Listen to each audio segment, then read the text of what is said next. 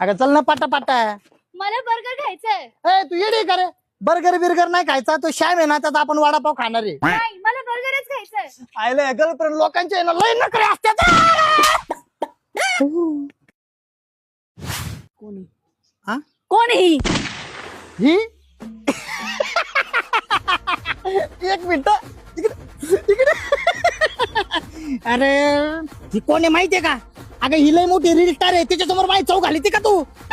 अगं ही ना इंस्टाग्राम वर 1 मिलियन ला आहे आणि तुझे फॉलोअर्स किती आहे? 30,000. 30,000.